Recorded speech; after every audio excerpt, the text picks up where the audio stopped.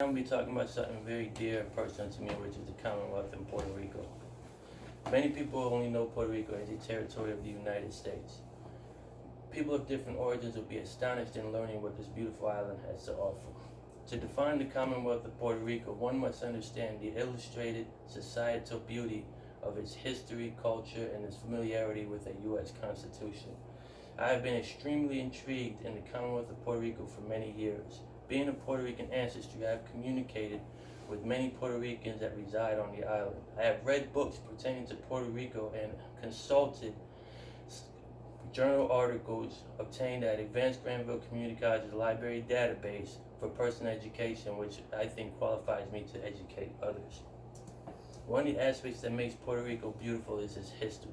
Puerto Rico was discovered by Christopher Columbus in 1493, where he found Caribbean Indians known as Taínos occupying the lands. According to my 86-year-old mother, many Puerto Ricans still name Puerto Rico as Borinquen and is used many times in songs. The origin of the island's name Puerto Rico, or Rich Port, originated from the Spaniards when they realized a substantial amount of gold in the rivers. When the gold was depleted, the Spaniards implemented a plantation economy and began the importation of slaves from North Africa. During the Spanish-American War, for economic benefits and political rights, the United States invaded Puerto Rico. Spanish traditions and the Spanish language are part of the Puerto Rican culture. And after the Spanish-American War, the United States attempted to Americanize the island. The military gained control of Puerto Rico, and for a couple of years, Puerto Rico was controlled by the United States government. This control was unsuccessful and resulted in the United States appointing American governor for the island of Puerto Rico. The United States made Puerto Ricans citizens via the Jones Act of 1917. And in 1898, the abolishment of displaying the Puerto Rican flag was reversed in the 1950s.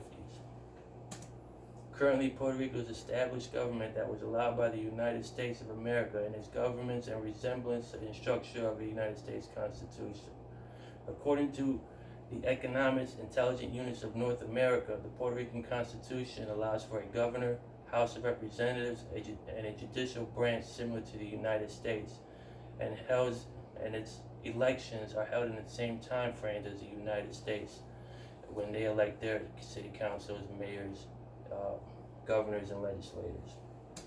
Now, it is the culture as a principle that allows for the understanding of Puerto Rico and its illustrated beauty. The family structure in Puerto Rico consists of different roles regarding the father, mother, son, and daughter. The father is to be authoritarian, dominant, and frequently patriarchal, who exploit and dominate their wives and overprotect their daughters. The mother is to be submissive, compliant, passive, and self-sacrificing. The role of the son is to be dignified, courageous, willing to protect his family, controlled, and vengeful. The role of the daughter is to prepare for a sexual life that emphasis is placed on virginity, purity, and purity. Respect is also extremely important in Puerto Rican cultures, and the grandparents are highly respected. Now, the tropical Latin music is the music form of Puerto Rico. Puerto Rico shares musical space with the southern United States, Southern America, and the Caribbean. Spiritualism is a belief that is common, according to Diaz, that is common amongst all Puerto Ricans regardless of their level of sophistication. The spiritual ideas not only addresses health, but it also addresses school, money, family, and food is another important aspect of Puerto Rican cultural traditions. Every holiday, my family gets together and eat the traditional Puerto Rican dishes, which include rice with pigeon peas, pernil, and pateras and patelillos. For dessert, the traditional dishes would be coconut bread pudding or flan or arroz con dulce. Now, another aspect of Puerto Rico's beautiful history is its monuments.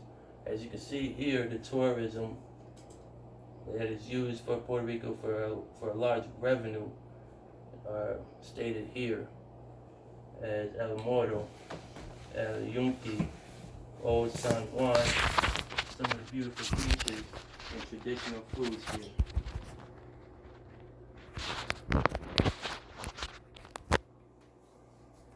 It's hard to do that.